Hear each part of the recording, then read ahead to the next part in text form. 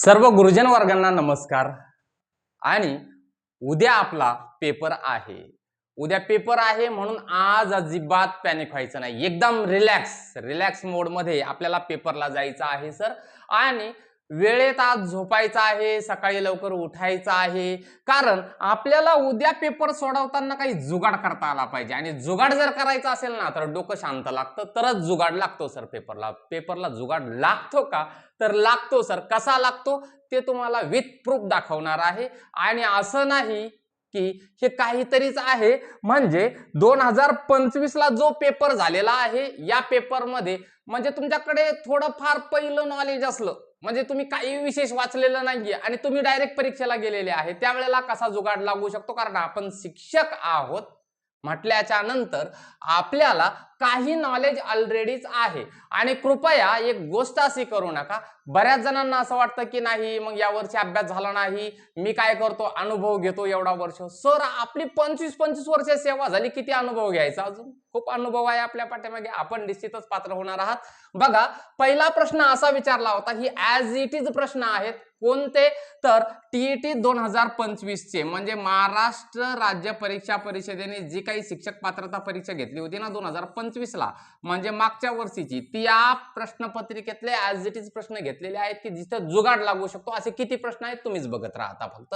आता वेगाने घेऊयात सर, तुमचं सगळ्यांचं स्वागत आहेच। आणि एकदाच आपण काय करूयात की मोठा कार्यक्रम ठेवू आणि त्यात स्वागत करू पात्र झाल्याच्या नंतर। बघा, बेंदूर हा सण वेगवेगळ्या भागात वेगवेगळ्या महिन्यात येतो। या वाक्यात एकूण किती नामे आलेली आहेत? फोकस कशावर झाला पाहिजे सर? आपल्याला विचारलं काय त्यावर? एकूण नामे किती आलेली आहेत हे आपल्याला विचारलेले आहे। वाक्य काय आहे? तर बेंदूर हा सण वेगवेगळ्या भागात वेगवेगळ्या महिन्यात येतो, हे वाक्य आहे सर। यात नाम विचारलेली आहे। आपल्याला माहिती आहे नाम म्हणजे काय, तर एखाद्या व्यक्ती, वस्तू किंवा ठिकाणाला दिलेलं नाव म्हणजेच काय? नाम। मग बेंदूर हे नाम आहे सर, सण हे सुद्धा नामच आहे सर। बघा, कधी कधी विशेष नाम असतं, कधी कधी सामान्य नाम असतं, पण आपल्याला नाम विचारलेली आहेत तर मग सगळी शोधा। आलं लक्षात? बेंदूर आहे, सण आहे। भाग हे सुद्धा एक नाव आहे, कारण त्या ठिकाणाचं नाव आहे। महिन्यात, महिना हे सुद्धा नावच आहे। किती सापडले? 1 2 3 4, पर्याय क्रमांक 1 हे अचूक उत्तर आहे।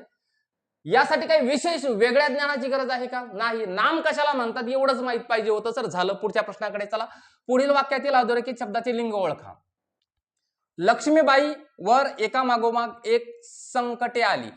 मूळ शब्द काय आहे सर? संकट। काय आहे? संकट। मग संकटाला आपण काय म्हणतो? तो संकट म्हणतो, ती संकट म्हणते, की ते संकट म्हणतो? ते संकट। ते काय असतं सर? नपुंसकलिंगी असतं। झालं उत्तर तुमचं, पर्याय क्रमांक 3 अचूक उत्तर आहे। बघा, पुढच्या प्रश्नाकडे जायचंय। आता काही जणांना असं वाटेल की एवढं पटपट आम्हाला कळलं का सर? हे जुगाड लागलं पाहिजे, त्यासाठी काय? डोकं शांत पाहिजे। डोकं शांत असलं की बरोबर कळतं सर, कारण यामध्ये काही विशेष नॉलेज इम्प्लिमेंट करायचं का आपल्याला? अजिबात नाहीये। तर आपल्या अनुभवाचा इथं उपयोजन करायचंय सर आपल्याला। वचन प्रकारानुसार विसंगत पर्याय ओळखा। वचन म्हणजे काय? एक वचन आणि अनेक वचन, एवढं आम्हाला निश्चितच माहिती आहे। बघा, मडकं, मडके, पंचके, पंचके, पुस्तक, पुस्तके, फटाका, फटाके। आता मिनिमम आपल्याला एवढं तरी माहित आहे, काही जणांना कन्फ्युज होईल की हे पंचक, पंचके होईल का? पण सर इथे जुगाडही कसा लागतं बघा, हे तुम्हाला माहितही नसू द्या, काही अडचण नाहीये। मडकं म्हणतो की नाही आपण? मडकं, मडके। त्यानंतर पुस्तक म्हणतो की नाही? आपल्या तर खूप जवळचं आहे, अनेक असले की पुस्तके म्हणतो। त्यानंतर फटाका, दिवाळीतले फटाका, फटाके, हे तरी माहिती आहे ना। मग समजा याचं एक वचन अनेक वचन होऊ शकतं, याचं एक वचन अनेक वचन होऊ शकतं, याचं एक वचन अनेक वचन होऊ शकतं, म्हणजे हेच वेगळं असेल ना। झालं उत्तर तुमचं। म्हणजे काहीतरी विशेष आपल्याला डोकं चालवावं लागणार आहे, म्हणून स्थिर बुद्धीने काय करा, उद्याचा पेपर सोडवा। बघा, मी वनवासी, आता हे कोणाला सांगायची गरज नाही सर, कारण यावरती चित्रपटही आलेला आहे, यावरती खूप साऱ्या लोकांनी सोशल मीडियावर ऐकलेलं आहे, पाहिलेलं आहे, युट्यूब वरती पाहिलेलं आहे। सिंधुताई सपकाळ यांचं आत्मचरित्र आहे सर हे, मी वनवासी। त्यानंतर पत्रलेखनात वडीलधाऱ्या विचारलेला आहे सर, आई वडील असं नाही विचारलेलं। मंडळींना पुढीलपैकी कोणता महिना येईल? तर तीर्थ स्वरूप असं वापरलं जातं। आई वडील असले की त्यांना तीर्थरूप म्हणतो आपण, वडीलधारे असले की तीर्थ स्वरूप म्हणतो। आणि आपले जे माणसं आहेत ना, हिट देणारे मॅक्झिमम जुने लोक आहेत, त्यामुळे यांनी पत्र खूप लिहिलेले आहेत सर। आताची पोरं व्हॉट्सअप वापरतात जास्तीत जास्त, फेसबुक वापरतात जास्तीत जास्त, पण आपण पत्र खूप लिहिलेले आहेत हे तुम्हाला सांगायला निश्चितच नको। आमच्यापेक्षाही तुम्हाला या गोष्टीची जास्त जाण आहे सर। बघा, पुढीलपैकी कोणता तत्सम नाही? शब्द कोणता तत्सम नाही? तत्सम म्हणजे काय? संस्कृत मधून जसा आहे तसाच आलेला आहे। मग यातला कवी, झोप, दुग्ध आणि भूगोल। सर हे झोप गावठी शब्द आहे आपला डायरेक्टच, थोडक्यात म्हणायला गेलं तर बघा, कवी, दुग्ध आणि भूगोल हे जे शब्द आहेत ना, हे जसे संस्कृत मध्ये आहेत तसेच आलेले आहेत, म्हणून त्यांना तत्सम म्हटलं जातं. झोपेलाच आपण तत्सम जर म्हणायचं म्हटलं तर निद्रा हा शब्द यायला पाहिजे होता, संस्कृत मधून जसा आहे तसाच आलेला. याला आपण काय करतो की प्रादेशिक शब्द असं सुद्धा म्हणतो, म्हणजे झोप हा आपल्या भाषेतला शब्द झालेला आहे, जसा आहे संस्कृत मधला तसाच नाहीये. पुढचा प्रश्न आहे बघा, अलंकारिक शब्द व त्याचा अर्थ यातील अयोग्य जोडी कोणती? प्रश्न काळजीपूर्वक जर वाचला ना आणि पर्याय काळजीपूर्वक वाचले ना तर उत्तर येतात. आपल्याला असं वाटतं मी अलंकाराची तयारीच केलेली नाही सर, असं वाटतं. चला पर्यायाकडे, तुमच्या लक्षात येईल. ओनामा सुरुवात, मुद्दामून देतात बरं, थोडंसं अवघड मुद्दामून देतात. ओनामा म्हणजे सुरुवात, बृहस्पती म्हणजे बुद्धिमान, पर्वणी म्हणजे दुर्मिळ योग, गंगा यमुना नद्यांचा उगम. आता गंगा यमुना हा नद्यांच्या उगमाला गंगा यमुना म्हणतील का? सर्वसामान्य गोष्ट आहे. गंगा यमुना ही नद्यांची नावं आहेत सर. उगमाला वेगळा अलंकारिक शब्द वापरता येऊ शकतो, येत आहे लक्षात? म्हणजे हेच उत्तर बरोबर आहे. ओनामा म्हणजे सुरुवात करायची, अलंकारिक शब्द वापरला ओनामा. बुद्धिमान म्हणजे बृहस्पती, त्यानंतर दुर्मिळ योग म्हणजे पर्वणी. आणि या असे काही शब्द कदाचित आपल्यापैकी बरेचसे बांधव भगिनी वापरतही असतात की काय बृहस्पती आहे, त्यानंतर काय पर्वणी आली, आमच्या पदरात टीईटी पडली, असे पर्वणी वगैरे हे शब्द जे आहेत हे आपण वापरत असतो. काही काही जण हे जुने लोक ओनामा वगैरे सुद्धा शब्द वापरत असतात. म्हणजे गंगा यमुना नद्यांचा उगम हा जो आहे हा अलंकारिक शब्द ची अयोग्य जोडी आहे सर. पर्याय क्रमांक 4. पुढच्या प्रश्नाकडे चला. बघा, सगळ्यात महत्वाचं मी सांगू इच्छितो सर्व शिक्षक बांधव भगिनींना, आपल्या ज्या काही लँग्वेज असतील, काही जणांचं मराठी इंग्लिश असेल, काही जणांचं हिंदी मराठी असेल, बघा यामध्ये उतार्यामध्ये एकही प्रश्न जाऊ देऊ नका, कारण इथे तुम्हाला जास्तीत जास्त मार्क मिळवण्याची संधी जर कशात असेल सर तर या उतार्यांमध्ये आहे. कुठे आहे? उतार्यांमध्ये आहे. हे काळजीपूर्वक वाचायचं आहे सर. उतारा आणि कविता एकही गुण जायला नको. काय म्हटलेलं आहे? सोन पिवळे झाड उभे गर्द मळ्यात, आकाशाचे सोर फुलले पाखरांच्या गळ्यात, गर्द हिरव्या पालवीत रंग भरून आले, आकाशाचं उतरून गेले सोने पेरून गेले, एका सोन सकाळी ऊन कोवळे ना आले, मातेच्या गर्भातले स्वप्न आभाळा कवळून गेले, पिकांच्या तालेवार आरशात रूप गाता आभाळाचे, निळ्या गळ्यांनी पक्षी गातो संगीत माळाचे, निसर्गाचा बहर पेले ना पिकांना भारम, सुरभरत्या गट्यांनी फुटे शेतांना स्वर, कवितेतील वर्णनानुसार सोने पेरून कोण गेले. हा पहिला प्रश्न विचारलेला आहे या कवितेवर आधारित. कोण आलं होतं तर आकाशाचं पेरून गेले, डायरेक्टच्या डायरेक्टच दिलेलं आहे. आकाशाचं उतरून सोने पेरून गेले आहे की नाही उत्तर? बघा, कवितेतील वर्णनानुसार विशेषण व विशेष्य यातील चुकीची जोडी कोणती? बघा, गर्द मळा, गर्द मळ्यात, मळ्याच्या अगोदर गर्द शब्द आलेला आहे, गर्द मळ्यात. त्यानंतर तालेवार आरसा, आरसा कसा तर हा बघा तालेवार आरसा जसा आहे तसंच येत आहे, हो की नाही? म्हणजे विशेषण आणि विशेष यांची अचूक जोडी आहे. हिरवी पालवी, बघा बरं, हिरवी पालवी सुद्धा आलेला आहे, हिरव्या पालवीत आलेला आहे. म्हणजे हे आलं, हे आलं, हे आलं, याचा अर्थ काय आहे? कोवळी सकाळ आलं नसेल. सोन सकाळी आलेला आहे शब्द सर, सोन सकाळी असा शब्द आलेला आहे. कोवळी सकाळ आलेला आहे का? नाही. म्हणजे या प्रश्नासाठी तुमचं अचूक उत्तर काय होणार आहे तर कोवळी सकाळ ही चुकीची जोडी आहे. त्यानंतर इथे बघा, वरील कवितेत कवीने कशाचे वर्णन केलेलं आहे? कशाचं वर्णन केलेलं आहे बरं तर बहरलेल्या शेताचं सुरभरत्या गट्यांनी फुटे शेतांना स्वर, निसर्गाचा बहर पेले ना पिकांना. या ओळी काय सांगतात सर तर या ओळी सांगतात आम्हाला एखाद्या बहरलेल्या शेताचं वर्णन केलेलं आहे. म्हणून मी काय म्हटलेलं आहे की कवितेवरचे किंवा उतार्यावरचे प्रश्न, कविता उतारा काळजीपूर्वक वाचा. स्कॉलरशिप पेक्षा सुद्धा सोपे आहेत सर हे, स्कॉलरशिप पेक्षा. त्यामध्ये गुण जाता कामा नये ही कळकळीची सर्वांना विनंती आहे. बघा, पुढच्या प्रश्नाकडे जाऊयात. सहसंबंध ओळखायचा आहे. घुबड जर गुदकार करत असेल तर हंस काय करतो हे स्कॉलरशिपला मुलांना शिकवलेलं आहे सर. आपण कलरव करतो तो कलरव, हंस काय करतो? कलरव करतो. केकाराव कोण करणार आहे? मोर करणार आहे, मोर. सुग्रण झाडावर घरटे बांधते या वाक्याचा काळ कोणता? एकदम सोपं. आता बऱ्याच जणांच्या कमेंट होत्या सर की काय करा की काळावरती घ्या. हे असं विचारतात काळ. सुग्रण झाडावर घरटे बांधते, साधा वर्तमान काळ आहे सर. आणि पटकन लक्षात नाही आला ना, सगळे चेक करा. अपूर्ण वर्तमान काळ म्हणजे क्रिया चालू आहे का, सुग्रण झाडावर घरटे बांधत आहे. त्यानंतर अपूर्ण भूतकाळ. अपूर्ण भूतकाळ म्हणजे काय, तर चालू भूतकाळ असं त्याला म्हणतो, बांधत होती. त्यानंतर साधा भूतकाळ, हो की नाही. तर या पद्धतीचे सुग्रण झाडावर घरटे, सुग्रणीने झाडावर घरटे बांधले, साधा भूतकाळ या पद्धतीने. तर साधा वर्तमान काळ आहे सर हा, सुग्रण झाडावर घरटे बांधते. साधं साधं वाक्य आहे, साधा वर्तमान काळ आहे. चला पुढच्या प्रश्नाकडे जाऊयात.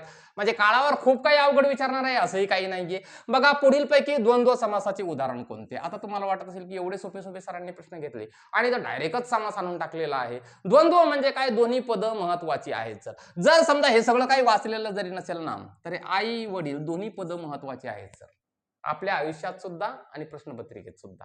येतंय लक्षात. म्हणून पर्याय क्रमांक 3 आणि हे अचूक उत्तर आहे सर. जुगाड लावायचं, जुगाडाच्या पद्धतीने सांगणार आहे. चला पुढे जाऊयात. पुन्हा उतारा आलेला आहे सर, यावरचे गुण जाता कामा नये हे मी तुम्हाला निश्चितपणाने सांगितलेलं आहे.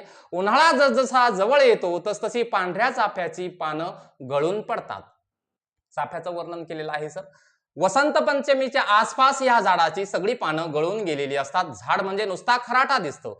त्या खडखडीत फांद्यातून दिसणारं निळं आभाळच अधिक बरं वाटतं. किंवा त्या निळ्या आभाळावर ह्या काळ्या करड्या रेघा मारलेल्या दिसतात. ओक्या बोक्या रेघा, पण ह्या रेघा अस्ताव्यस्त मात्र नसतात. त्या रेघांचा एक सुडोल आकार दिसतो. सुडोल पण अबोल. झाड असतं जिवंत पण न हलणार न बोलणार. सृष्टीत वसंत ऋतू पाना फुलांचं वैभव फुलवत असतो, पण पांढऱ्या चाफ्याचं झाड मात्र खंतावल्यासारखं दिसतं. वारा येतो आणि ह्याच्या अंगाशी खेळतो, पण एकही पान नसल्याने पांढऱ्या चाफ्याचं झाड हल्लं असं वाटतच नाही. सकाळी प्रसन्न अरुणोदय होतो, पण पांढऱ्या चाफ्याला कळ्या नसल्यानं हा हल्ल्यासारखा दिसत नाही. पावसाळ्यातलं ह्याचं हे हिरव्या गुच्छांचं हलणं फुलणं आठवून तर आत्ताचा त्याचा हा उदासीनपणा आपल्या मनाला खूपच खिन्न करतो. अशा प्रकारचा उतारा आम्हाला 2025च्या टीईटीला आलेला होता सर. त्यानंतर पहिला प्रश्न विचारलेला आहे, चाफा हल्ल्यासारखा का दिसत नाही. कशामुळे दिसत नाही, तो एकही पान नसतं सर त्याला, त्यामुळे ते हल्ल्यासारखा दिसत नाहीये. पान गळती झाली म्हणजे एकही पान त्याला शिल्लक राहिलेलं नाहीये. म्हणून पर्याय क्रमांक 1 एवढं सोपं आहे. चाफ्याची पाने कधी गळू लागतात. आता उन्हाळा जसजसा जवळ येतो, आता इथे मध्ये उन्हाळा संपल्यावर का, मग जसजसा जवळ येतो याचा अर्थ काय आहे, पावसाळा सरता सरता का, पावसाळा संपला की लगेच उन्हाळा लागतो का, मध्ये हिवाळा पण येतो. हिवाळा सरता सरता हिवाळा संपला की येतो उन्हाळा. म्हणून पर्याय क्रमांक 3 अचूक उत्तर आहे सर. थोडस तिथल्या तिथं डोकं लागतं की नाही. त्यानंतर पुढचा प्रश्न आहे, पानगळती कोणत्या ऋतूत होते. तर पानगळती आपल्यालाही माहिती आहे की शिशिर ऋतूमध्ये पानगळती होत असते. इथं तुम्हाला जो काही असं वाटतं कधी कधी सृष्टीत वसंत ऋतू पाना फुलांचं वैभव फुलवत असतो, म्हणजे ऍज इट इज तिचं उत्तर उचलू नका बरं, की वसंत ऋतूमध्ये पानगळती होते त्यामध्ये येत असते. इथे काय आहे, शिशिर ऋतूमध्ये गळती होत असते. थोडस प्रश्नाला काळजीपूर्वक बघायचं आहे. पुढच्या प्रश्नाकडे सर जाऊयात आपण. बघा, गुन्हा करूनही कबूल न करणाऱ्या चोरास पोलिसांनी रिकामी जागा हे वाक्य पूर्ण करण्यासाठी योग्य वाक्प्रचार निवडा. पोलिस काय करणार आहेत सर, तमा बाळगणार नाही, 14वे रत्न दाखवतील. शक्यता जास्तच आहे की नाही, म्हणजे बरोबर आहे ते पण 14वे रत्न दाखवतात. पोलिस काय लोटांगण घालणार आहे का सर, जीवाचं रान करणार आहेत का सर पोलिस, नाही. तर 14वे रत्न दाखवतात सर, 14वे रत्न दाखवतात, आपल्यालाही माहिती आहे. बघा, कद्रू या शब्दाचा योग्य विरुद्धार्थी शब्द कोणता. कद्रू म्हणजे काय सर, तर कंजूस असणे. मग कंजूसचा विरुद्धार्थी तुम्हालाही माहिती आहे, उदार. एखादी व्यक्ती उदार असते. चला पुढे, पुढील पैकी शुद्ध शब्द कोणता. काय ते, निष्क्रिय निष्क्रिय निष्क्रिय आता हे तर जातं, हेही जातं, तुम्हालाही माहिती आहे. इथे कन्फ्युज व्हाल, पण इथे पहिल्या वेलांटीवाला आहे, एवढंच आहे. 50-50 मध्ये आलात ना तुम्ही, म्हणजे उत्तर बरोबर येण्याचे चान्सेस बरोबर येतात सर. पुढील वाक्यातील कर्म ओळखायचा आहे. आता यावरती आपण व्हिडिओही घेतलेला आहे सर, आणि हे काही अवघड नाहीये. ज्यांनी पाहिलं नाही त्यांनी ताण घेऊ नका. काय करायचं आहे, रेयांशने वर्गातील फळ्यावर सुंदर चित्र रेखाटले. आता यामध्ये रेयांश काय करता आहे सर, मग कर्म कसं ओळखायचं यामध्ये, तर याला प्रश्न विचारायचा सर, कोणाला, तर रेखाटले, चित्र रेखाटले ही क्रिया आहे की नाही, या क्रियापदाला विचारा सर प्रश्न. चित्र रेखाटले, कोणी रेखाटलं, रेयांशने. काय रेखाटलं? चित्र रेखाटलं. काय रेखाटलं? चित्र. कर्म काय? चित्र. झालं उत्तर सर तुमचं. चला पुढच्या प्रश्नाकडे जाऊयात. आता खूप जणांना असं वाटतं की इंग्लिश खूप अवघड असेल म्हणून हिंदी घेतलं. काही अवघड नाहीये. आता ज्यांचा हिंदी आहे त्यांना थोडासा व्हिडिओ पळवा आणि पुढं पहा, कारण इलाज नाहीये. कारण माझं जो काही पेपर होता आमचा त्यावेळेला हिंदी खूप लोक कमी घ्यायचे आणि इंग्लिश बऱ्याच जणांचं होतं. आपल्याकडे अवेलेबल आहे. ज्यांचं इंग्लिश आहे त्यांनी काळजीपूर्वक फक्त बघून घ्या सर हे बघा. आणि ज्यांचं हिंदी आहे ना त्यांनी काय चूक केली हे पण सांगतो आता, कारण प्रश्न कसे असतात. तुमच्याकडे अजिबात इंग्लिशचं नॉलेज नसू द्या तरी सुद्धा तुम्हाला जमणार आहे. Identify the mood that the underline modal auxiliary shows in the given sentence. We must हे सेंटेन्स दिलेला आहे. We must follow the traffic rule. आता modal auxiliary म्हणजे काय असेल हा मोठा प्रश्न पडेल. काही टेन्शन नका घेऊ सर. या पर्यायाकडून बरोबर उत्तराकडे जाता येतं. कसं जाता येतं सांगतो आता. We must follow the traffic rules. कळाला अर्थ? आपल्याला ट्रॅफिक रूलच्या नियमाचं पालन केलंच पाहिजे. असा अर्थ कळाला की नाही तुम्हाला? भले समजा मी जसं म्हटलं तसं शब्द न शब्द नाही आठवलं तरी पण तुम्हाला कळाला ना, भावना पोहोचल्या सर. ते बघा आता मग आपण परमिशन का ते मस्टचा अर्थ परमिशन होऊ शकतो का? ट्रॅफिक रूलचं पालन करायचं कोणाची परमिशन घ्यावी लागेल का? नाही होणार आहे. तुम्हालाही कळतंय सर. गेला पर्याय. पॉसिबिलिटी होणार आहे का? ती पॉसिबिलिटी शक्यच नाहीये. ॲबिलिटी होणार आहे का? ॲबिलिटी आली पाहिजे का? तशी नाही. तर ऑब्लिगेशन. जरी तुम्हाला ऑब्लिगेशन माहित नाही सर, हे तीनही माहित आहे ना, बस झालं. ते उत्तर आहे तुमचं अचूक उत्तर. झालं एवढंच आहे. त्यानंतर choose the correct alternative to fill in the blanks. Please make it a point to blank space water tap before you go out. म्हणजे तुम्हाला भावना पोहोचलेल्या आहेत की तुम्ही जेव्हा बाहेर जातात तेव्हा काय करा? नळ बंद करा. मग टर्न डाऊन म्हणता येईल का? टर्न डाऊन म्हणतो का आपण? लक्षात झालं तुमच्या. टर्न ऑफ म्हणतात. Turn off. झालं उत्तर तुमचं. टर्न अबाउट नाही, टर्न ओव्हर नाही, टर्न ऑफ. इतकं सिंपल आहे सर इंग्लिश. आणि उगाच त्याची भीती बाळगायची आणि सोडून पळायचं असं करायचं नाही सर. बघा, select the correct cardinal number for the given a million. Million जे आहे ना, मिलियन सबस्क्रायबर म्हणजे काय? 10 लाख सबस्क्रायबर. एवढं सोपं सोपं कोणी विचारत असतं का सर परीक्षेला? हे विचारलं सर. हे विचारलेलं आहे. त्यानंतर नेक्स्ट आहे बघा. Choose the alternative which best express the meaning of the word underline in the given sentence. या डिफेनिंगचा मिनिंग विचारलेला आहे. सेंटेन्स वाचूयात सर आपण. The team was greeted by deafening appeals from the audience. एखादी मॅच सुरू आहे सर, मॅच, क्रिकेटची मॅच सुरू आहे आणि हे ऑडियन्स काय करतात? अपीलस करतात. ते कसं करतात ते पाहू आता आपण. डेंजरस करतील का? नाही करणार. टेरिफाईंग करतील का? नाही. जरी समजा आपल्याला वाटत असलं तरी ते टेरिफाईंग नसतं. खूप उत्साह असतो सर त्यामध्ये. मिल्ड करतील का? नाही. व्हेरी लाऊड, जोर जोरात, घसा बसेपर्यंत. हो की नाही? म्हणजे डिफेनिंग म्हणजे काय? तर व्हेरी लाऊड. एवढं सोपं सोपं तिथल्या तिथं सुटतो सर पेपर. बघा, choose the alternative which is opposite in the meaning to the word underline in the given sentence. बघा किती सोपं आहे. अंडरलाईन केलेल्या शब्दाचा आपल्याला काय करायचं आहे? अपोजिट वर्ड विचारलेला आहे. सेंटेन्स वाचू पण नका. युजफुलचा अपोजिट वर्ड काय आहे सर? काय आहे? युजलेस. Useful, useless. झालं सर उत्तर तुमचं. काय लागतंय उत्तर व्हायला? Choose the must suitable one word for the given expressions. One who lives his own country. एखादा असा माणूस आहे त्यानं आपला देश सोडला sir, to settle in another country. दुसऱ्या देशामध्ये जाऊन तो राहणार आहे, वास्तव्य करणार आहे. खूप छान शिक्षण घेतलं भारतामध्ये, मोठ्या पदावर गेला, अमेरिकेमध्ये सर्व्हिस करायला लागलेला आहे आणि तिथे जाऊन आता सेटल व्हायचं आहे. त्याला काय म्हणतील बरं? फॉरेनर म्हणतील का त्याला? नाही. आपल्याकडे जे येतात ते फॉरेनर म्हणजे तात्पुरते येतात. त्यांना टुरिस्ट म्हणतील का?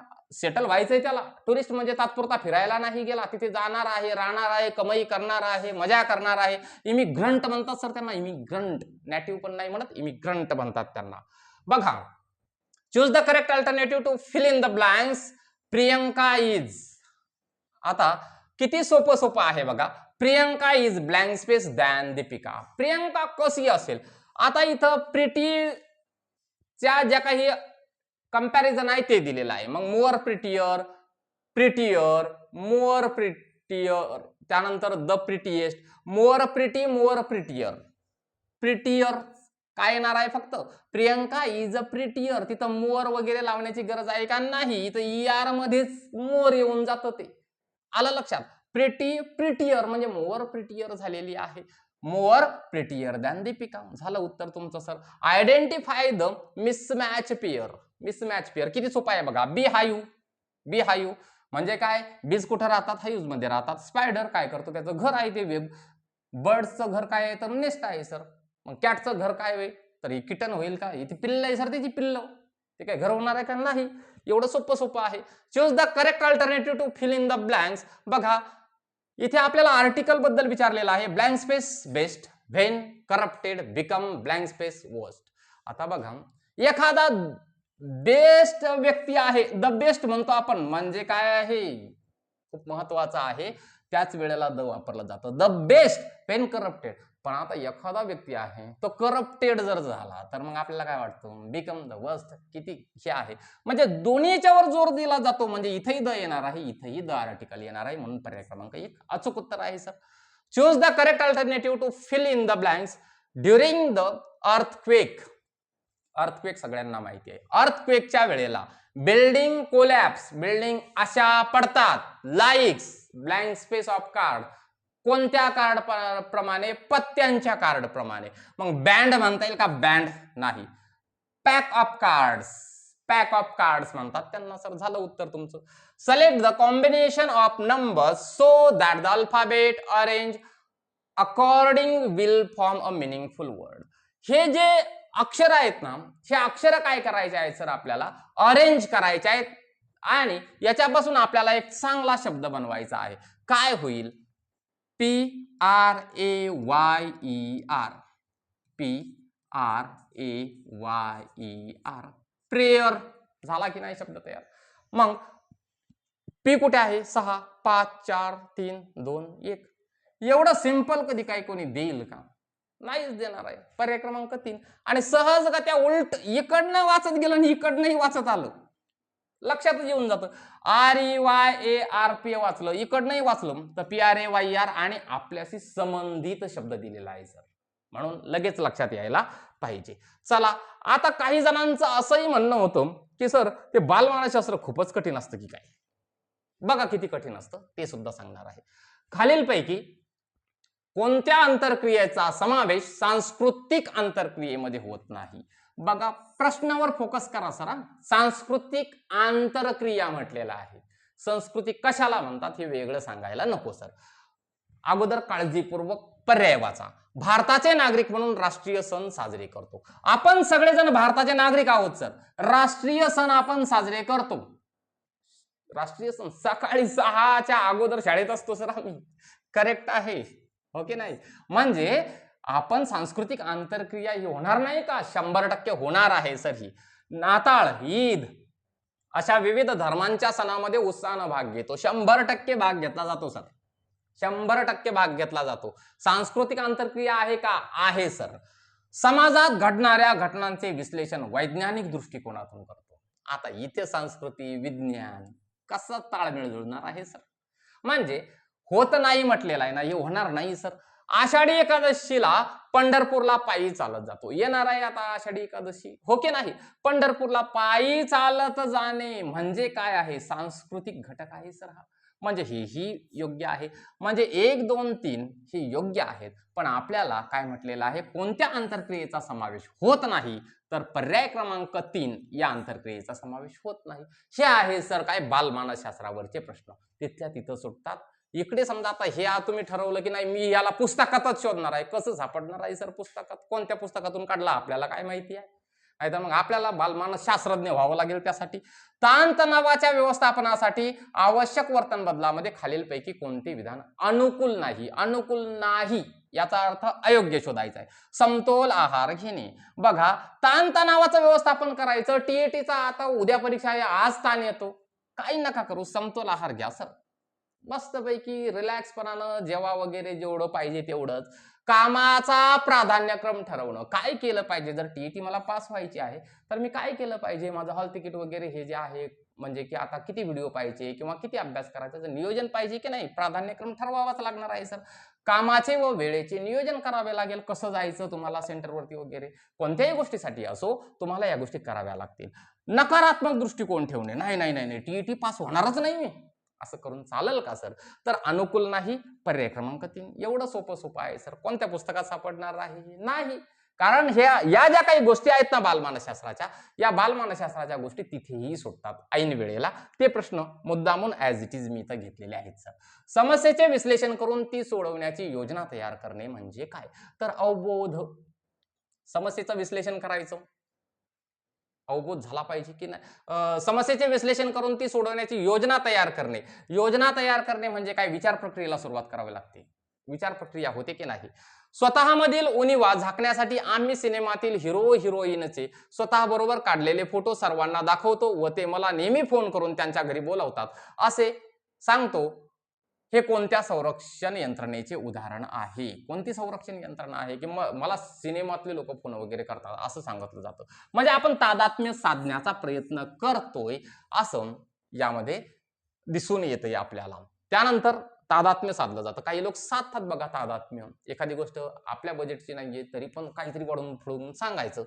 एका वर्तुळाची त्रिज्या 7 सेंटीमीटर आहे असं पटकन वाचलं नाही एवढं तर गणिताचं उदाहरण आहे काय? असं पटकन कन्फ्युज व्हायचं नाही. तर त्या वर्तुळाचे क्षेत्रफळ किती? हा प्रश्न कोणत्या उद्दिष्टांशी निगडित आहे असं आपल्याला म्हटलेलं आहे. तर बघा आपल्याला इथं काही क्षेत्रफळ वगैरे काढत बसायचं नाहीये. तर आपल्याला विचारलेला आहे काय आहे की हा प्रश्न जो आहे ना हा कोणत्या उद्दिष्टाशी संबंधित आहे? एखादा विद्यार्थी आहे, त्रिज्या जर 7 सेंटीमीटर असेल, वर्तुळाचं क्षेत्रफळ किती? हा जो प्रश्न आपण एखाद्या विद्यार्थ्याला दिला म्हणजे तो करणार आहे काहीतरी त्याचं उपयोजन. काय करणार आहे? उपयोजन.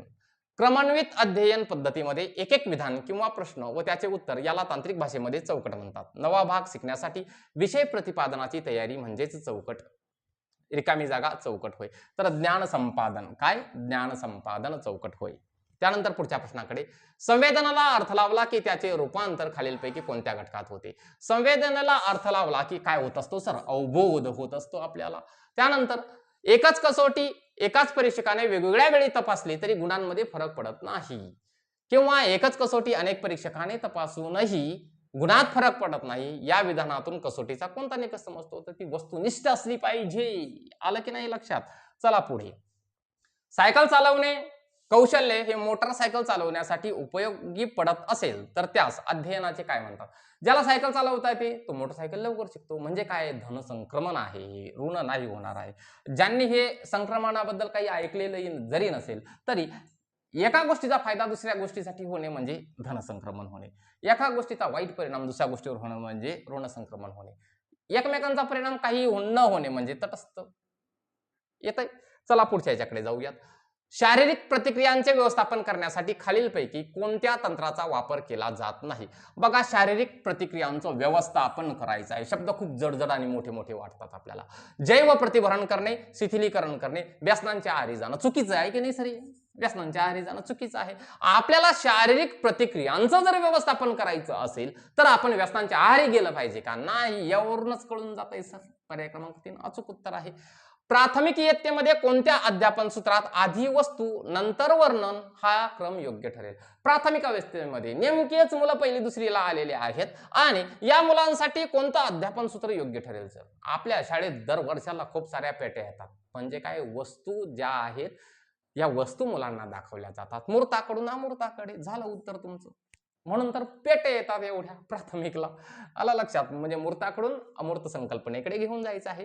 कोणतीही गोष्ट जाणून घेण्यासाठी मनाने केलेली धडपड म्हणजे काय? आपल्याला जाणूनच घ्यायचं आहे. ते मन धडपड धडपड करत राहतं. तर याला काय लागतं? मनाचं अवधान म्हणतात सर. खालीलपैकी कोणते उदाहरण हे पलायन या सहज प्रवृत्तीच्या उदारीकरणाचे उदाहरण नाही? पलायन कशातून होणार नाही सर? उदात्तीकरणाचे उदाहरण आहे असं म्हटलेलं आहे. खालीलपैकी कोणते उदाहरण हे पलायन या सहज प्रवृत्तीच्या उदात्तीकरणाचे उदाहरण आहे? पलायन करणे. तर बघा विद्यार्थ्यांना कराटे खेळाचे प्रशिक्षण देणे. कराटे खेळायला लागला तो पळून जाणार आहे का? असं होणार नाही सर. खेळांमधील संघ तयार करणे. एखादा संघ तयार करतो, संघ तयार करून पळून जाईल का? नाही होणार असं. वाघ दिसताच पळून जाणे. पलायन करतो, वाघ दिसायला कशाला थांबणार आहे? जाणार आहे पळून. पलायन म्हणून पर्याय क्रमांक 3 अचूक आहे. बघा काही गणिताचे प्रश्न आहेत, खूप सारे आपले गणिताच्या व्हिडिओमुळे खूप साऱ्या जणांच्या चांगल्या चांगल्या कमेंट्स होत्या की सर कॉन्फिडन्स वाढलेला आहे. निश्चितच कॉन्फिडन्स हा असाच ठेवा, कारण गणित या पद्धतीची असतात तुम्हाला सर परीक्षेला आणि तुम्हाला ती सहजगत्या सुटतील. काय म्हटलेलं आहे 8207 हे सर्व अंक वापरून तयार होणाऱ्या मोठ्यात मोठ्या 5 अंकी व लहानात लहान 5 अंकी संख्येतील फरक किती. आपल्याला अंक दिलेले आहेत सर 8207 यापासून 5 अंकी मोठ्यात मोठी संख्या तयार करायची. पहिल्यांदा दोनदा मोठा अंक वापरा, त्यानंतर हा वापरा 720 झाली मोठ्यात मोठी 5 अंकी संख्या तयार. आता प्रत्येक अंक वापरावा लागतो का? हा वापरावाच लागतो. इथं 4 अंक दिलेले आहे, 4 अंकापासून 5 अंकी संख्या आपण बनवलेली आहे. येते लक्षात. यातून फरक काढायचा, वजा करायचं. लहानात लहान संख्या कोणती बनेल सर? शून्य अगोदर घेऊ नका, इथं काय घ्या 2 घ्या. शून्य हा डबल घ्या, जो लहान अंक असतो तो डबल घ्यायचा आहे लहानात लहान संख्या बनवत असताना. त्यानंतर येणार आहे सर 7 आणि नंतर येणार आहेत 8. शून्यमधून 8 जात नाहीत, म्हणजे साध्या साध्या बेरजा आहेत सर या. इथे राहणार आहेत 2, इथे राहणार आहेत 6, इथे राहिले 4, इथे राहिले 6, इथे अगेन राहिले 8, इथे राहिले 6. 68,642 झालं सर उत्तर. पेपरला एवढंच करायचं आहे, जेवढ्या स्पीडने मी इथं केलेलं आहे तुम्ही माझ्यापेक्षा दुप्पट स्पीडने पेपरला करणार आहात यात खात्री मला निश्चितच आहे. बघा, ममताने गृहोद्योगासाठी दसादसे 7.5 दराने बँकेकडून 1.5 लाख रुपयाचे कर्ज 8 वर्षासाठी घेतले. त्या मुदतीनंतर कर्ज फेडीसाठी एकूण किती रक्कम तिने बँकेला परत करावी. आपल्या व्हिडिओमध्ये हा प्रश्न आपण कव्हर केलेला आहे. व बरोबर काय आहे तर म गुणिले द गुणिले क भागिले 100 आणि म द क काय दिलेला आहे 7.5 आहे. त्यानंतर 1.5 लाख आहे. 1.5 लाख म्हणजे 1,50,000 गुणिले 7.5 घ्या किंवा 15/2 घ्या. जसं सोपं सोपं जाईल तसं तसं करा.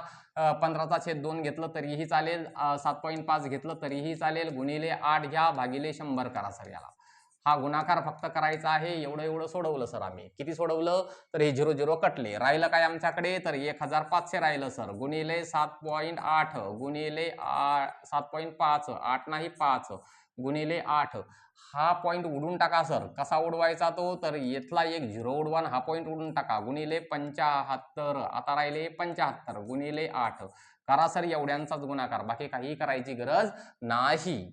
एवढ्यांचाच गुणाकार करा. एवढ्यांचा गुणाकार केला तर उत्तर काय येतं सर तर 90,000 हे काय येतं उत्तर येतं सर एवढ्यांचा गुणाकार केल्याच्या नंतर.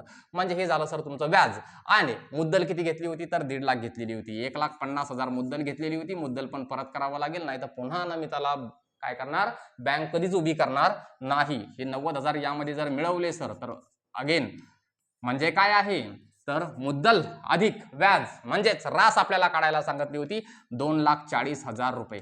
आणि याचं समजा हे एवढ्या कमी वेळेमध्ये उदाहरण सुटतं का? हो सुटतं. याचं जुगाडही आम्ही पेपरला असताना लावलं होतं. कसं लावलं होतं? जर समजा 1.5 लाख रुपये घेतलेले आहेत, या दरानं घेतलेले आहेत, 8 वर्षासाठी घेतलेले आहेत, तिला बँकेला एकूण पैसे किती परत करावे लागतील? 1.5 लाखापेक्षा जास्तच परत करावे लागणार आहेत, व्याजासह परत करायचे. म्हणून काय झालेलं आहे हा पर्याय गेलेला आहे. 90,000 हाही पर्याय गेलेला आहे.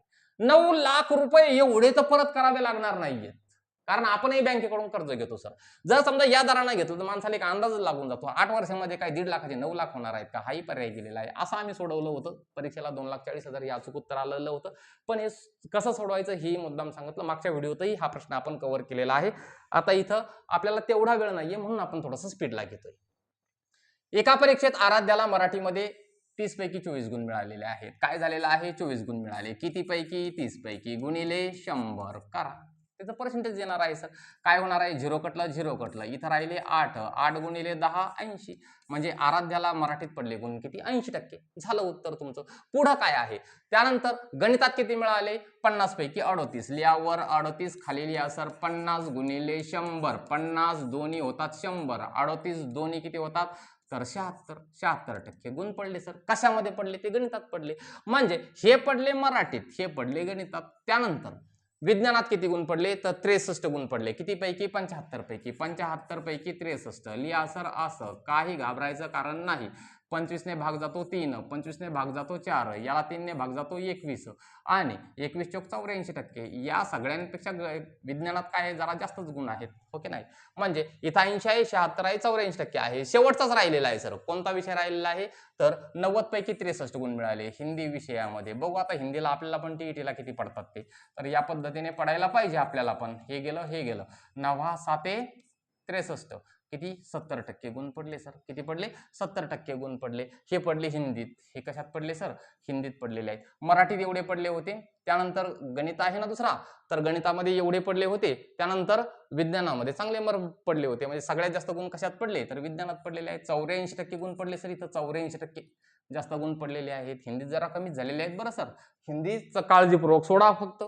कुठे? परीक्षेला. सोनालीने 50 डझन केळी 60 रुपये डझन दराने खरेदी केली. आता ही जी काही सोनाली आहे ना, हिनं 50 डझन केळी घेतली. कशा दराने घेतली? 60 रुपये दराने घेतली. सोपं आहे की नाही? तर याचा गुणाकार म्हणजे 2 शून्य ॲज इट इज. आणि इथं 3000 रुपये दिले असं सोनालीने. कशासाठी? 50 डझन केळी घेण्यासाठी.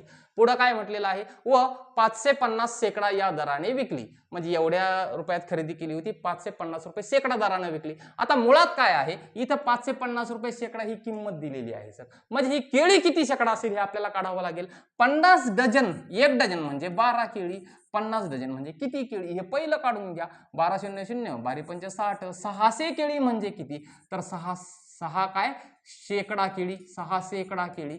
6 शेकडा 6 शेकडा 1 शेकडा तिनं 550 रुपयात विकला होता सर. 550 विकला होता. मग 6 शेकड्याचे पैसे किती आले असेल? तर 6 शून्य शून्य 6 पंच 30. 6 पंच 30 आणि 3 30.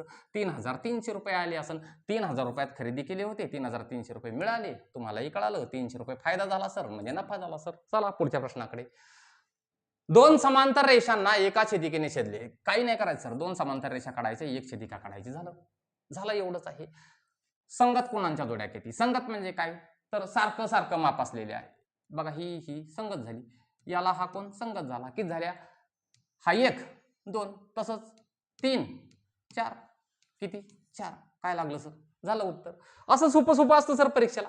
त्यानंतर 72 आणि 96 यांचे सामायिक विभाजक किती? सामायिक विभाजक म्हणजे काय? तर मग काय असतं की 72 चे विभाजक पहिल्यांदा बघावे लागतील. काय आहेत 72 चे विभाजक? 1 गुणिले 72 म्हणजे एकही विभाजक आहे, 72 विभाजक आहे. त्यानंतर 2 ने भाग जातो म्हणून काय आहे? 2 6 36. 2 ही विभाजक आहे, 36 ही विभाजक आहे. आतापर्यंत हे 4 विभाजक भेटलेले आहेत. 3 भाग जातो का? जातो. म्हणून 3 2 6 3 चौक 12 हे सुद्धा विभाजक आहे. 4 ने भाग जातो का? तर 4 1 4 4 8 32. बरोबर आहे ना? बरोबर आहे. त्यानंतर 5 ने भाग जातो का? नाही. 6 ने भाग जातो का? जातो. 12 सकम 72. 7 ने भाग जातो का? नाही. 8 8 9 72. आता पुन्हा ते रिपीट होणार आहे, म्हणजे घेत नाहीये सर.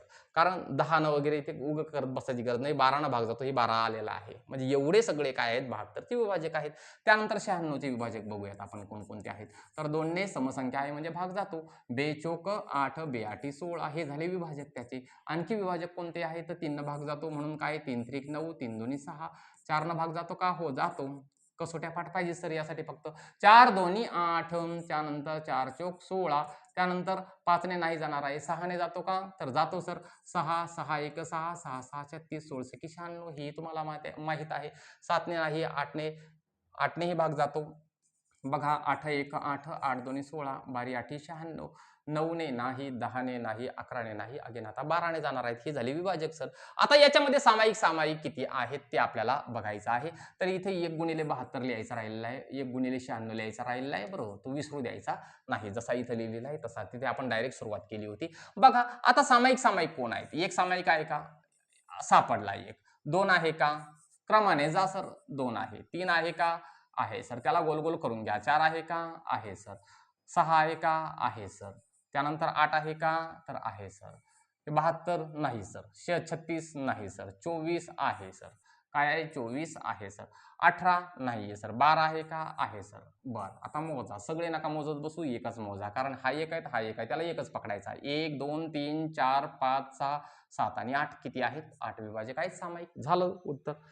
थोडासा वेळ जातो पण अचूकपणाने सोडवा. आता जर एवढ्या स्पीडला समजा अर्ध्या सेकंदातच सगळेच उत्तर मिळाले तर पेपरला एवढा वेळ द्यायचीच कशाला गरज राहील. तर काही गोष्टी आपल्याला कच्चं काम करावं लागतं. एका संख्येची 3 पट आणि 6 यांची बेरीज. एक संख्या आहे सर, तिची तिप्पट, म्हणजे ही एक संख्या आहे तिची तिप्पट, बस एवढं आहे.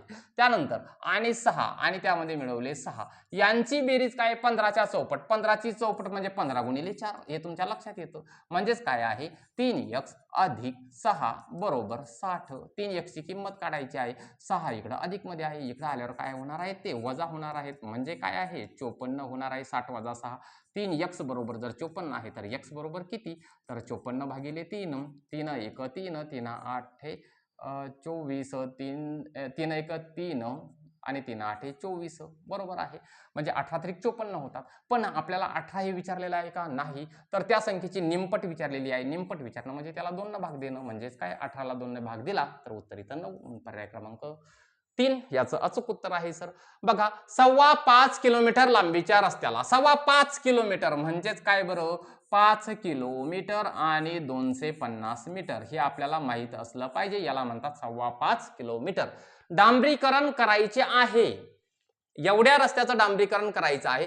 त्यापैकी 9.5 हेक्टोमीटर लांबीच्या रस्त्याचे डांबरीकरण पूर्ण झाले. तर अजून किती मीटर लांबीच्या रस्त्याचे डांबरीकरण बाकी आहे? आता 9.5 म्हणजे किती सर? 9.5 की नाही? 9.5.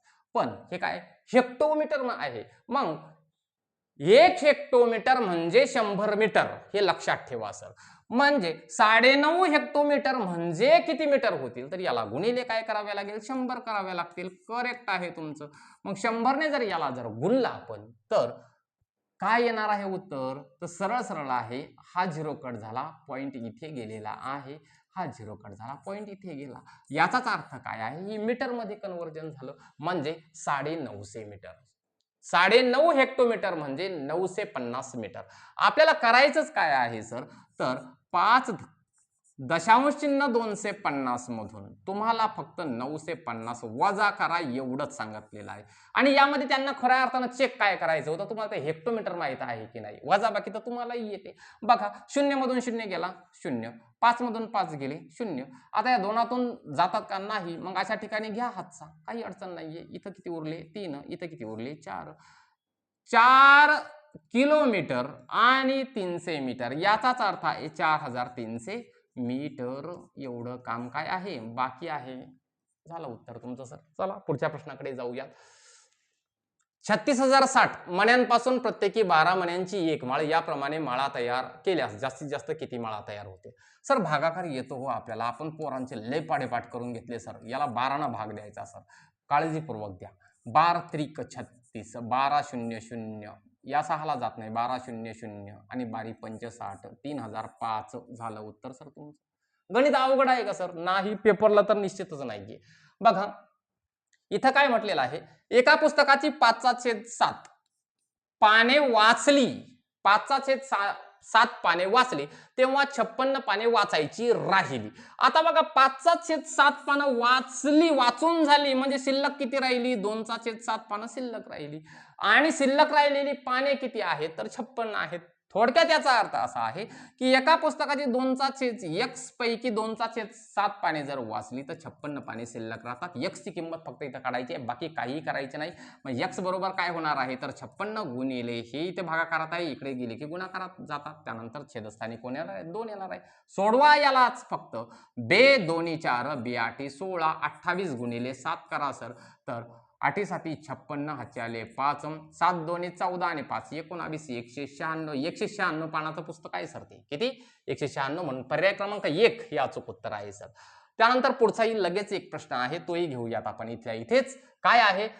4.5 मीटर. काय म्हटलेलं आहे? 4.5 मीटर कापडापासून 2 शर्ट शिवले जातात. म्हणजे 4.5 मीटर कापडापासून 2 शर्ट शिवले जातात. मग एक शर्ट 2.25 मीटर मध्ये होतं. 2.25 कसे लिहिले जातात? तर 2.25 बस झालं 2.25. हो की नाही? तर एक शर्ट 2.25 मीटर मध्ये होतं. तर 15 शर्ट शिवायचे आहे तर किती कापड लागेल? मग आपण काय केलं? एक शर्ट जर 2.25 मध्ये आहे तर याला 15 ने गुणायचंय सर. हो की नाही?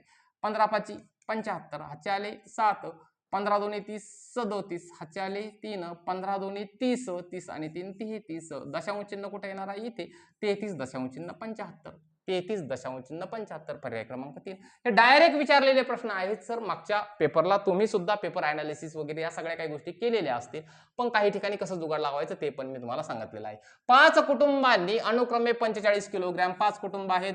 पहिलं कुटुंब आहे 45 किलोग्रॅम, 60 किलोग्रॅम, त्यानंतर 50 किलोग्रॅम, त्यानंतर 24 किलोग्रॅम, त्यानंतर 31 किलोग्रॅम याप्रमाणे तांदूळ जमवलेला आहे. म्हणजे बेरीज करावी लागेल. सर्व तांदूळ समान पिशवीमध्ये भरायचं आहे. पहिलं काम आहे आपलं बेरीज करणे व्यवस्थित. 5 10 0 हाताला 1, 5 11 16 18 21 210 किलो तांदूळ जमला. 5 समान पिशव्यामध्ये भरायचा आहे. म्हणजे काय करायचं आहे? 5 चोक 20, 5 दोन्ही 10, आलं आमचं उत्तर. एका पिशवीत 42 किलोग्रॅम तांदूळ बसेल. झालं पर्याय क्रमांक 2. सोपं सोपं. खालीलपैकी सहमूळ संख्या नसलेली विचारलेला आहे सर. नसलेली बघा, सहमूळ म्हणजे काय? आमच्या एका सरांना आली होती बघा अडचण. त्यांनी केला होता आम्हाला फोन आणि त्यांना फोनवर समजावून सांगितले आपण सहमूळ संख्या. तर इथेही समजून घ्या, ज्यांना कळालं नसेल त्यांना. सहमूळ संख्या आणि जोडमूळ संख्यामध्ये काय फरक असतो सर? जोडमूळ संख्यामध्ये दोन्ही संख्या या मूळ असतातच असतात आणि सहमूळ संख्यामध्ये त्या दोन्ही मूळ असाव्याच असं काही नसतं. पण सहमूळ संख्येमध्ये काय आहे सर, की त्याचा सामायिक विभाजक एक सोडता दुसरी कोणतीच संख्या नसावी, ही अट आहे. आपल्याला काय करायचं आहे की या पहिल्यांदा सम आहेत का? नाहीत. दोन्ही सम आहेत का? नाही. दोन्ही सम आहेत का? नाही. दोन्ही सम आहेत का? नाही. म्हणजे दोन्ही संख्येला भाग जाणार नाही. इथे कसोट्या कामाला येतात सर. 3च्या कसोटीने कोणाकोणाला भाग जातो पहा. इथं 3 न भाग जाणार आहे का? 165 ला याला जातो, पण याला जातो का? नाही जात. याला जातो का? नाही जात. याला जातो का? 3 ने नाही जात. याला बेरजेला करायचा बरोबर, म्हणजे 3ची कसोटी सगळ्यांनाच माहिती आहे. याला जातो का? तर या दोघांची बेरीज होते 9. 9ला 3 ने निशेष भाग जातो? हो जातो. त्या पलीकडल्या 195 ला जातो का? तर जातो. काय होणार आहे? यांची बेरीज 15 होणार आहे. 15ला निशेष भाग जातो. म्हणजे या दोन्ही संख्या अशा आहेत, 207 ला 3 ने निशेष भाग जातो आणि 195 लाही 3 ने निशेष भाग जातो. पण सहमूळ संख्येची जोडी होईल का? मग तर होणार नाही. 207 आणि 195 का होणार नाहीये? कारण त्या 207 ला 3 ने भाग जायला नको हवा होता. एक व्यतिरिक्त दुसरा कोणताच सामायिक विभाजक नको, त्याला म्हणतात सर सहमूळ संख्येची जोडी. 207 आणि 195 ही सहमूळ संख्येची जोडी होणार नाही सर. त्यामुळे आलेखावर प्रश्न कमेंट होती सर आणि मी थोडंसं क्षमस्व आहे, कारण या आलेखावरती प्रश्न तयार करण्याचा प्रयत्नही केला, पण वेळेअभावी ते नाही करता आलं सर. तरी मागच्या वर्षी कसे प्रश्न विचारले जात होते सरांना, जे प्रश्न आहेत ते एकदम सोपे सोपे असतात सर. त्यामुळे काही अडचण नाहीये. फक्त आलेख जो आहे तो व्यवस्थित समजून घेणं खूप गरजेचं आहे. तर बघा, असा एक आलेख असतो, त्याला एक्स अक्ष असतो, त्याला वाय अक्ष असतो सर, आणि याच्यावर काही माहिती दाखवलेली असते सर. इथं खाली वार दाखवलेले आहे सर आणि इकडं काय दिलेलं आहे? तापमान अंश सेल्सिअस मध्ये असं दिलेलं आहे सर. प्रश्न काय विचारला ते समजून घ्या. कमाल व किमान तापमानातील फरक कोणत्या दिवशी सर्वात जास्त आहे? हा पहिला प्रश्न आहे आपला. आता बघा, एक बाजूला कमाल तापमान आहे, एक बाजूला किमान तापमान आहे. कमाल कशाने दाखवलेला आहे? तर याचं रंगवलेला म्हणजे कमाल आहे आणि तिरप्या रेषांनी जे दाखवलेलं आहे ना, हे किमान तापमान आहे. तिरप्या रेषावलं किमान म्हणजे ही इकडचं किमान आहे, हे कमाल आहे. एवढंच विचारलेलं आहे. तर कोणत्या दिवशी हा फरक जास्त आहे? हे बघा, इथं दांडी लांब दिसते, गुरुवार आहे. तो कोणता आहे? गुरुवार आहे, म्हणून गुरुवार योग्य आहे. 4 दिवसाच्या किमान तापमानाची बेरीज व कमाल तापमानाची बेरीज यातील फरक किती? आता बघा, कमाल तापमान बघूयात. इथे किती आहे? तर इथे 30 आहे. इथे किती आहे? 25 आहे. 30, 25 संख्या लिहून घ्या, म्हणजे तोंडी करायला गेलं तर चुकायलाही नको. त्यानंतर इथे किती आहे? 35 आहे आणि इथे किती आहे? 40 आहे. 35 आणि 40 यांच्याच फक्त बेरजा करायच्या आहेत, म्हणजे आपल्याला एक कमाल तापमानाची बेरीज मिळून जाईल. इथं झालं 0, इथं झालं 1, इथं 4, 6, 9 आणि 9 आणि 4 किती होतात? तर 13 होतात. 130 ही कमाल तापमानाची नोंद आहे सर. किमान तापमानाचं बघूयात. 20, 20, 40, 40 आणि 25, 65 आणि 25 म्हणजे 50 आणि 40, 90. 90 फक्त सर वजा करायचे आहेत. तुमचं उत्तर झालेलं आहे सर किती? तर 40 अंश. 40 अंश झालं सर उत्तर. आलेखावर खूप क्रिटिकल प्रश्न निश्चितच विचारले जात नाही सर. चला पुढच्या प्रश्नाकडे जाऊयात. बघा, महाराष्ट्र राज्य पाठ्यपुस्तक निर्मिती व अभ्यासक्रम संशोधन मंडळ ही संस्था विद्यार्थ्यांसाठी कोणते मासिक प्रकाशित करते? आणि हे जे किशोर मासिक आहे ना सर, हे आपण वाचलेलं पण आहे. आणि हे कोण तयार करतो? तर महाराष्ट्र राज्य परीक्षा परिषद यांच्या मार्फत, म्हणजे महाराष्ट्र राज्य पाठ्यपुस्तक निर्मिती मंडळ काय करत असतं? हे पुस्तक आपल्यासाठी प्रकाशित करत असतं. ही गोष्ट साधी साधी सोपी सोपी होती. त्यानंतर स्वातंत्र्य संग्रामातील काकोरी कट हे सगळ्यात महत्वाचं आहे. परिसर अभ्यासाचे प्रश्न आहेत. तर रेल्वेतून काय केलं जात होतं? सरकारी खजाना लुटून टाकला होता काकोरी कटामध्ये. साधारण एक आपल्याला ऐकून तरी या काही गोष्टी माहीत असतात. बघा, संयुक्त महाराष्ट्र आंदोलनात मावळा या टोपण नावाने वर्तमानपत्रात व्यंगचित्रे कोणी काढलेली होती, तर आपल्या सर्वांना ज्ञात आहे की बाळासाहेब ठाकरे यांनी प्रके अत्रे यांच्या वर्तमानपत्रामध्ये मावळा या नावानं काय केलेलं आहे, दैनिक मराठा वगैरे हे त्यांचे प्रके अत्रेंचे त्यावेळेचे वर्तमानपत्र होते, त्यामध्ये मावळा या नावाने बाळासाहेब ठाकरे प्रसिद्ध व्यंगचित्रकार यांनी काय केलेले आहेत, व्यंगचित्र काढलेली होती. राज्यसभा हे कनिष्ठ सभागृह नाही, याबद्दल आपण चर्चा केलेलीच आहे. कोणत्या हवामानात बाष्पीभवनाची क्रिया ही मंदावत असते, तर आपल्यालाही माहिती आहे जिथं दमट हवामान असतं तिथं काय असतं, ऑलरेडीच हवेमध्ये बाष्प जास्त असतं. समुद्रकिनारी, कोकण भाग त्यांचा तर अशा प्रकारचे प्रश्न चुकायलाच नको. हवामानात काय आहे, तर दमटपणा असतो. कशामुळे, तर बाष्प ऑलरेडीच असतं हवेमध्ये, त्यामुळे इथं काय होणार आहे, बाष्पीभवनाची क्रिया मंदावणार आहे. का, कारण ऑलरेडीच हवेमध्ये बाष्प जास्त आहे. सर असं काहीतरी जुगाड लावायचं आहे परीक्षेला. इयत्ता 5वीच्या वर्गातील विद्यार्थी व शिक्षक अलिबाग येथे अभ्यासपूरक कामासाठी गेलेले आहेत, तर त्यांनी कोणत्या अध्यापन पद्धतीचा वापर केला. काही अध्यापन पद्धती वापरायची गरज नाहीये, दर सालालाच आहे, हे आपण सहली घेऊन जातो मुलांच्या. लागलं जुगाड. अजिंठा लेणी, असे कोण बांधव आहेत बरं आमचे ते अजिंठा लेणीला गेलेले नाहीयेत? मला वाटत नाही कोणीच नाहीये. कोणत्या जिल्ह्यात आहे असं विचारलेलं आहे. छत्रपती संभाजीनगर जिल्ह्यामध्ये आहे सर. चला पुढे जाऊयात. खालीलपैकी राष्ट्रपती कोणाची नेमणूक करत नाही. राष्ट्रपती उपराष्ट्रपतीची नेमणूक नाही करत सर. जसे राष्ट्रपती निवडून येतात ना, तसेच उपराष्ट्रपती सुद्धा निवडून येतात. बाकीच्यांची ती नेमणूक करत असतात. खालीलपैकी अदृश्य व्यापार करणारी व्यक्ती कोण? जाता तुम्ही घेऊन काहीच येत नाही, डॉक्टर आहे सर, डॉक्टर. आता तुम्ही म्हणाल की इंजेक्शन आणि सलाईन दाखवा, मग ते कुठे आहे बाहेर आल्याच्या नंतर, कागद दाखवतात फक्त, बाकी काही नाही. मेडिकल जे आहे ते पण बाहेरूनच घ्यावं लागतं. इस्रो हे कशाचे संक्षिप्त रूप आहे, या गरजेच्या गोष्टी आपल्याला माहित असाव्याच लागतात. इंडियन स्पेस रिसर्च ऑर्गनायझेशन, कारण हे पेपर वाचतानाही आपल्या लक्षात येत असतं sir. Indian space research organisation म्हणजेच आपली इस्रो खूप महत्वाची गोष्ट आहे आपल्यासाठी. बघा, आता कधी कधी असं वाटतं की आपण विज्ञान वाचलेलं पण नाहीये, किंवा माझं आता रिव्हिजनच झालं नाही. काय रिव्हिजन लागतं बघा. आता उखळीचा सांधा, खांदाच निसटला ना ऍक्सिडेंट मध्ये, उखळीचा सांधा खांदा. त्यानंतर बिजागरीचा सांधा, बिजागरी, दरवाजाला जशी बिजागरी असते ना, हे बिजागऱ्या वागतात आपल्या. कोपर काय आहे, बिजागरीचा सांधा कोपर. सरकता सांधा, सरकता मनगटामध्ये असतात ते, सरकतात ते एकमेकांचे, हो की नाही. सरकता सांधा मनगट. अचल सांधा, अचल म्हणजे न हलणारा सांधा. कोणता, तर कवटीची हाडे, आणि एकदा सरकला की बसत नाही सर. म्हणून झाले सगळे जुळले, पर्याय क्रमांक 4. बस एवढं सोपं आहे. आणि एवढंच कशाला, तुम्हाला उखळीचा सांधा म्हणजे खांदा हे माहित असलं तर याच्यावरूनच लक्षात येतं. इथं पहिलेच ड एकच आहे, झालं उत्तर. त्यानंतर डॉट ही उपचार पद्धती कोणत्या आजारासाठी वापरली जाते? क्षयरोगासाठी डॉट वापरलं जातं सर. खालील बांधकाम साहित्य व त्यांचे मूळ स्रोत दिलेले आहेत, त्यातील विसंगत जोडी ओळखा. वाळूपासून काच बनते आपल्या सगळ्यांना माहिती आहे. मातीपासून विटा बनतात ही आपल्याला माहिती आहे. आता सिमेंटाच्या पण यायला लागलेल्या आहेत.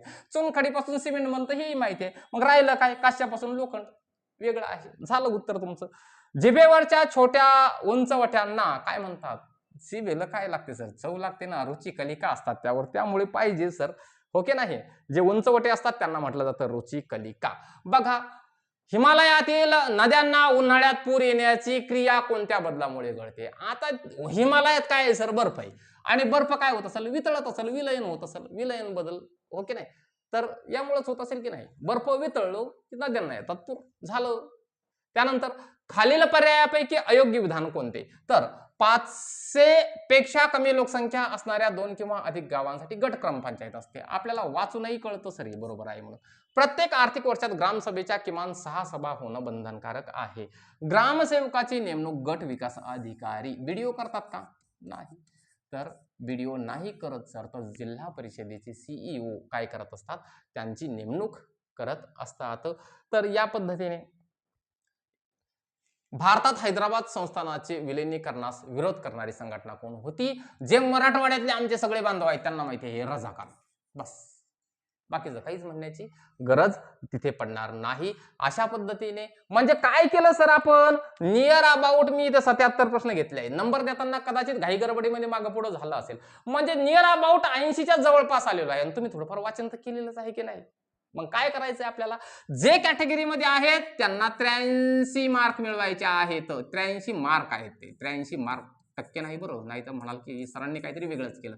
आणि जे ओपन मध्ये आहेत त्यांना 90 मार्क मिळवायचे आहेत. नियर अबाउट जवळजवळ आपण गेलेलो आहोतच. आणि तुम्ही काही अभ्यास केलेला आहे आणि माझ्यापेक्षा आणखी सुद्धा तुम्ही काहीतरी इम्प्लिमेंट करणार आहात. उद्याच्या परीक्षेसाठी माझ्याकडून तुम्हाला खूप खूप शुभेच्छा. व्हिडिओ जर आवडला तर शेवटचा एक लाईक करा, चांगले गुण मिळवा आणि आज जास्त वेळ जागरण कृपया करू नका आणि चांगली झोप घ्या. शांत डोक्याने पेपर जर लिहिला ना 5-6 गुण नक्कीच वाढतात सर. तर तुम्हाला पुन्हा एकदा माझ्याकडून लाख लाख शुभेच्छा. तुमचा पेपर खूप खूप छान जावो अशी मी ईश्वराकडे नक्कीच प्रार्थना करेन आणि पेपर अनालिसिस आपण घेऊनच येणार आहोत. माझ्या अगोदर सुद्धा काय करणार आहेत, खूप सारे व्हिडिओ येणार आहेत बरं पेपर अनालिसिसचे, तुम्ही पाहून घेऊ शकता, काही अडचण नाही. आपण रिलॅक्सपणानं चर्चा करू, कारण मी पण तुमच्यासारखाच आहे. जरी समजा रविवारची तुम्हाला वाटत असेल सुट्टी आहे, मला ही सुट्टी नाहीये, तर तुमच्यापेक्षा उशिरा मी घरी पोहोचणार आहे. त्यामुळे पेपर अनालिसिस करायला कोणाचा तरी पेपर मागून आणावा लागेल मला. त्यानंतर मलाच ते स्कॅन करावं लागेल, मलाच टाकावं लागेल. त्यानंतर काय होईल सर, आपलं पेपर अनालिसिस होईल. पण चांगलं पेपर अनालिसिस करण्याचा प्रयत्न मी नक्कीच करेन जसा वेळ मिळेल तसा. कारण रविवारच्या नंतर सोमवारी पुन्हा ड्युटी आपली सुरू होते. जसा वेळ मिळाला तसं मी काय करेन, पेपर अनालिसिस करेन. पण तुम्हाला या वेळेला खूप खूप शुभेच्छा. सगळ्या काही गोष्टी पेपरला जाता जाता सांगितलेल्या आहेत त्या फॉलो करा. विनाकारण पॅनिक होऊ नका. कोणासोबत तिथे तरी वादविवाद होतील असं कृपया कोणीही करू नका. वेळेवर सेंटरवर पोहोचण्याचा प्रयत्न करा. पावसाचे दिवस आहे, सर्वांनी काळजी घ्या आणि सगळ्यात महत्त्वाची आणि अत्यावश्यक गोष्ट जरी साधी असली तरी सुद्धा सांगतो, क्लासमध्ये बसत असताना म्हणजे 10 वाजून 10 मिनिटापर्यंत तुम्हाला क्लासमध्ये जायचं म्हणजे जायचंच आहे. तर त्या अगोदर आपण कम्फर्ट आहोत की नाही, सगळं साहित्य जेवढं आवश्यक आहे तेवढं मी माझ्यासोबत घेतलं की नाही, त्यानंतर आपण स्वच्छतागृहात जाऊन आलो की नाही, या सगळ्या गोष्टीचं भान ठेवणं खूप गरजेचं आहे सर. माझ्यापेक्षा तुम्हाला या गोष्टीची खूप चांगली जाण आहे, तरीसुद्धा मी आठवण करून देतो. कारण यामुळे साध्या साध्या गोष्टीमुळे आपला पेपरवर परिणाम होता कामा नये. जरी तुम्हाला वाटत असेल की आज माझा अभ्यास झालेला नाहीये, असा काहीही विचार करू नका. कॉन्फिडंटली जा आणि पेपर जो आहे तो क्वालिफाय करून या आणि नक्कीच तुम्ही करणार आहात ही मला खात्री आहे. हे खूप बरं वाटलं होतं की आपले व्हिडिओ सुरू झाले आणि बऱ्याच शिक्षक बांधवांचे मला वैयक्तिक फोन आले, मेसेजेस आले, कमेंट आल्या की तुमच्यामुळे सर आमच्यामध्ये कॉन्फिडन्स वाढला. जर समजा तुमचा कॉन्फिडन्स तुम्ही असाच टिकवून ठेवला तर तुम्ही नक्कीच यशस्वी होणारच आहात. कॉन्फिडन्स बिलकुल लूज करू नका. भेटूयात पुढच्या व्हिडिओमध्ये. तोपर्यंत जय हिंद, जय महाराष्ट्र.